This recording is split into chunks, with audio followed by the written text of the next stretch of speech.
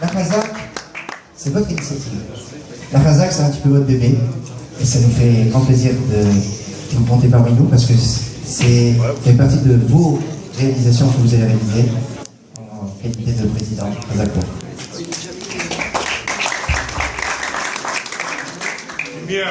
Monsieur le grand rabbin de Paris, grand rabbin de France par intérim, monsieur le rabbin roi Servil, cher président Francis Tatero, cher Rav Menachem Engelberg, cher Serge Benaïm, chers amis, je suis toujours très heureux et très ému de me retrouver d'abord dans cette synagogue, qui est une de nos belles réalisations qui tient toujours dans ce quartier.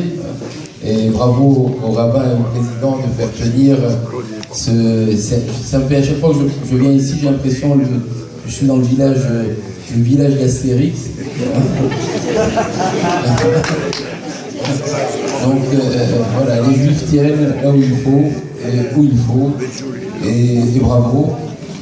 J'ai entendu avec beaucoup de plaisir les belles voix de nos jeunes.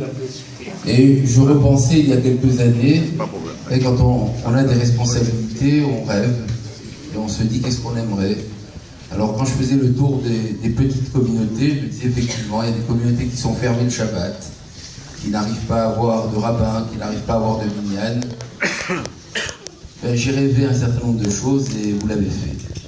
Vous l'avez fait, et vraiment, je voudrais vous rendre à toute cette belle jeunesse un véritable hommage et vous dire merci. Merci non pas en mon nom, mais au nom de notre institution, au nom du judaïsme français, au nom de toutes ces communautés que vous faites vivre. Et c'est un grand moment d'émotion et de bonheur. Il y a 2 semaines, nous étions réunis dans un séminaire de formation de responsables communautaires et on lisait les résultats d'une étude qui a été faite auprès de tous les dirigeants communautaires de France. Et l'une des premières préoccupations, il y a bien sûr la Aliyah, l'antisémitisme, c'est la formation de la nouvelle génération, la formation du nouveau leadership. C'est une des premières préoccupations, et là aussi, si c'est une première préoccupation, nous l'avons rêvé et vous êtes en train de le faire. Donc, vous voyez, vous êtes en train de réaliser quelque chose d'extraordinaire, d'assurer la survie de petites communautés, d'assurer la transmission. Et c'est vrai que je vois avec beaucoup de plaisir quand vous avez dit un des plus anciens qui chante avec un des plus jeunes.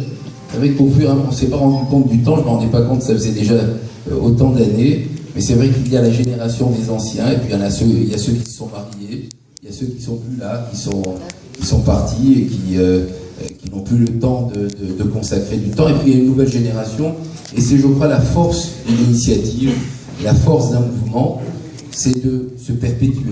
Parce qu'on peut créer une initiative qui dure 6 mois, qui dure 1 an, que quelques années après, elle se soit autant installée dans le paysage français et européen et international, parce qu'il n'y a pas un pays au monde aujourd'hui où on ne parle pas de la Chazak. Vous êtes devenu une marque de fabrique dont on parle partout dans le monde.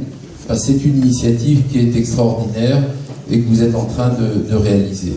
Alors, vous avez maintenant, et vous le savez, une représentante dans notre institution, puisque Sarah Tellouk, que j'ai connue dans un, puis un 2e, puis un 3e des initiatives et des voyages du Tour de France des communautés, a accepté maintenant de rentrer au consistoire. Elle a été élue, la plus jeune élue du consistoire, ce qui dit un peu la reconnaissance de la communauté pour l'action que vous menez et l'importance que donne notre communauté à l'action de la jeunesse. Alors, Rav Engelberg, bravo de tenir avec autant de patience, d'énergie, de bonne humeur et de rigueur également toutes nos équipes.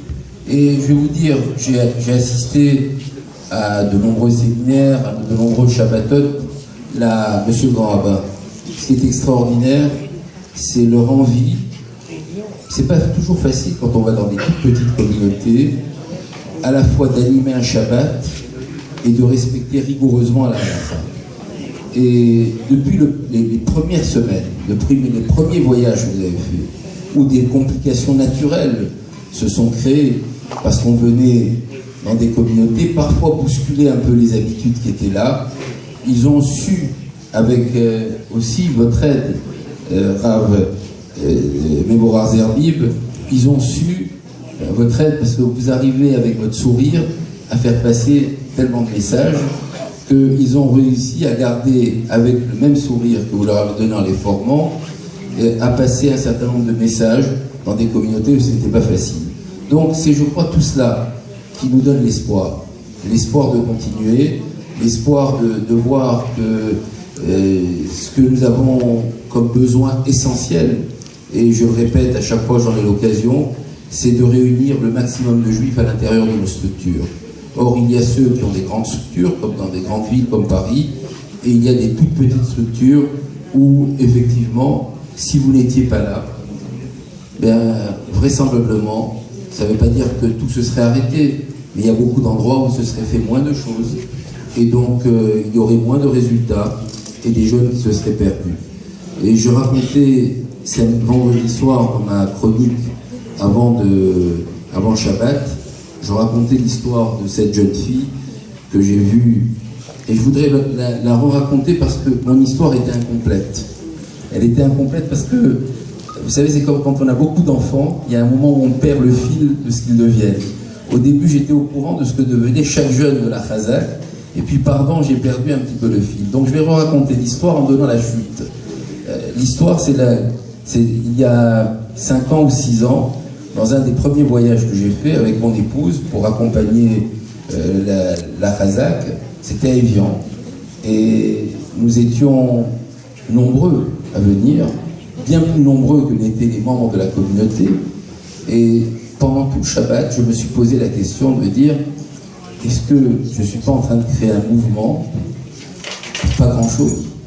Je me posais vraiment la question. Nous étions arrivés, combien nous étions? 20, 30, dans une communauté où il y a eu à peine Minyan qui était venu de l'extérieur après 1 mois ou 2 mois. Vous imaginez les messages de Menachem en permanence. Il y avait Minyan et il y a dû avoir, je crois, de mémoire 3 jeunes qui sont venus de toute la région dans ce Shabbat. Je me disais, est-ce que ça vaut la peine de faire tous ces efforts? Et le samedi matin, donc ça je ne l'avais pas raconté, le samedi matin est rentrée dans la synagogue une femme perdue qui arrivait du nord de la France avec son fils auquel elle voulait faire sa bar mitzvah. Et tous les samedis matins, la synagogue est fermée. Elle était ouverte exceptionnellement parce que nous étions là. Alors je ne sais pas ce qu'est devenu cet enfant. Vous l'avez pris en charge et puis après je ne sais pas ce qui est devenu. Mais l'histoire que je voulais raconter, c'est qu'il y avait, dans les 2 ou 3 jeunes qui étaient là, il y avait une petite jeune fille qui avait été forcée par sa maman à venir passer le Shabbat puisque de Gênes venait. Et cette jeune fille, j'ai dit le mot, a boudé pendant tout le Shabbat. Elle était dans son coin, on voyait qu'elle était forcée, elle n'avait pas envie de participer, et elle était là. Elle était là parce qu'il fallait être là. Puis 1 an après, ou quelques mois après, je me suis retrouvé dans un autre Shabbat, où j'ai rencontré effectivement Sarah Telou, et celui qui allait devenir son mari, c'était à la Grande Motte, et je vois la même jeune fille que j'avais vue 1 an avant, en train d'organiser, de débarrasser, d'être en pleine forme, et qui vient me voir. Je me disais, mais qu'il s'est passé une transformation. Donc, bien entendu, les équipes de la Chazak ne l'ont pas lâché. Pendant qu'ils avaient repéré à Évian une jeune fille, il n'était pas question qu'on la laisse se perdre à Évian et risquer de disparaître complètement dans la nature non juive de cette communauté. Et elle me dit, ben, j'ai eu mon bac et je vais faire ma Aliyah, je vais aller faire mes études en Israël. Donc, entre-temps, elle avait participé à 2 ou 3 Shabbats et elle s'était retrouvée, cette âme qu'elle avait en elle, qui pouvait complètement se perdre à Évian, aurait pu disparaître totalement. Ce que j'oublie de vous raconter, c'est qu'à Évian, à côté d'Évian, il y a la clairière des Justes, que j'ai visité le dimanche matin avec tous les jeunes, et sur lequel il y a marqué, dans cette clairière, qui sauve une vie, sauve l'humanité. Et ça avait répondu à ma question de la veille, de me dire, est-ce que ça vaut le coup de venir aussi nombreux?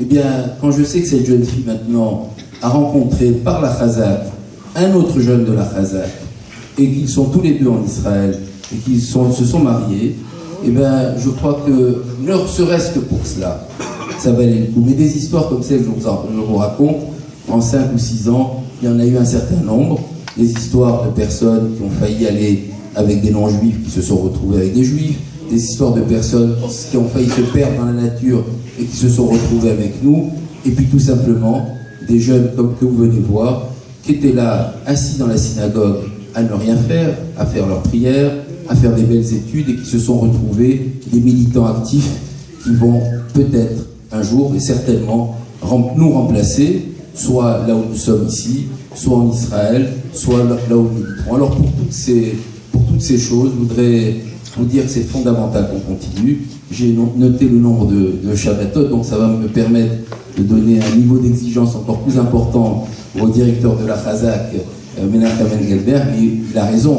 Lui, il a envie de faire, nous, on a envie de suivre, on essaye de mettre des moyens, et il faut, plus on a de moyens, plus on a de jeunes, et plus ils s'agitent pour agiter nos communautés et les rapprocher des valeurs essentielles de la Torah. Je peux vous dire que, indépendamment de l'action que vous menez auprès des jeunes, j'ai vu le discours des présidents de communautés se transformer.